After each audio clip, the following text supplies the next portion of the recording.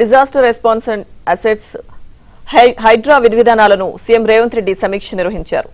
సచివాలయంలో అధికారులతో సమావేశం నిర్వహించిన సీఎం ఔటర్ రింగ్ రోడ్ వరకు 2000 చదరపు కిలోమీటర్ల పరిధిలో విధులు నిర్వహించేలా హైడ్రా ఉండాలన్నారు. ఇక ఇప్పటివరకు జీహెచ్ఎంసీ పరిధిలో ఉన్న అనధికారిక హోర్డింగ్స్, ఫ్లెక్సీల తొలగింపు, అపరాధ రుసుము వసూలు బాధ్యతలను ఇకపై హైడ్రాకు బదలాయించాలని ఆదేశించారు.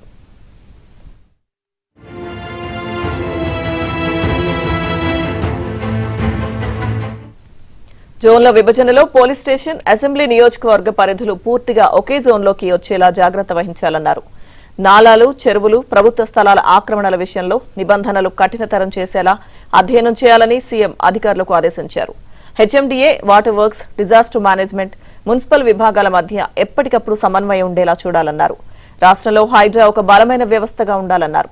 అవసరమైతే ప్రత్యేక నిధులు కేటాయించే అంశాన్ని పరిశీలించి అసెంబ్లీ సమావేశాల్లోగా పూర్తిస్థాయి విధి విధానాలను రూపొందించాలని రేవంత్ రెడ్డి అధికారులను ఆదేశించారు.